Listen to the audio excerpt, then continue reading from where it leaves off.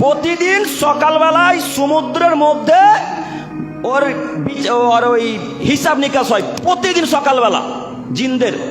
উনি তো লিডার, সারা পৃথিবীর জিনকে ডাকে, একত্রিত করে।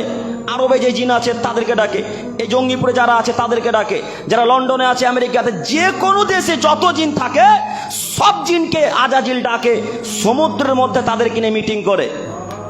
তাদেরকে মিটিং করে বলে আজকে কে কি ক্ষতি করবে বলো। কেউ বলে আল্লাহ, না কেউ বলে শয়তান, আমি স্বামী স্ত্রীর মাঝে ঝগড়া লাগিয়ে এসেছি।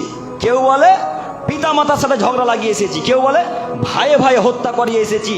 তো এই কথা শোনার পরে শয়তান তাদেরকে পুরস্কার দেয়।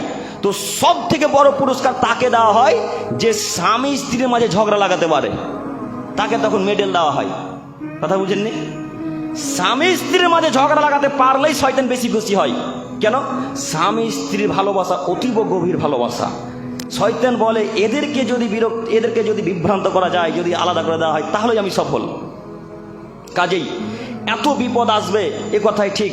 তো শয়তান প্রতিদিন তাদেরকে নিয়ে হিসাব নিকাশ করে বলে এই ক্ষতি করবে, এই ক্ষতি করবে। তখন সেই অনুযায়ী তারা কাজ করতে বেরিয়ে যায়। সম্মানিত তিনি ভাই বোন, তো বলছিলাম শয়তান তো বহু দূরের কথা, শয়তানের বাপ যদি চলে আসে, আসরা ফালাক আর নাস যদি পাঠ করেন, শয়তানের বাপের ক্ষমতা নেই আপনার শরীরের ভেতরে প্রবেশ করা। শরীরের ভেতরে জিন প্রবেশ করতে পারে, জানা নেই? সবাই জানে। মহিলাদেরকে বেশি ধরে কেন বলেন তো? সব সময় যে অপবিত্র, সব সময় যে নোংরাতে থাকে ওরা।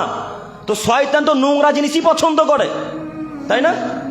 শয়তান তো খারাপ জিনিসই পছন্দ করে। তো তাদেরকে ধরবে, তো কাকে ধরবে? আজাজিল পর্যন্ত ভয়ে পালিয়ে যাবে যদি সূরা ফালাক আর নাস পাঠ করেন। রাস্তাতে যেতে যেতে মানুষ যখন পিছনে হাঁটবে, মনে করছেন যে মানুষ আসছে, কিন্তু মানুষ নয়, আসলে জিন। তখন সূরা ফালাক আর নাস পাঠ করেন, আল্লাহ তাআলা বিপদ থেকে রক্ষা করবেন ইনশাআল্লাহ।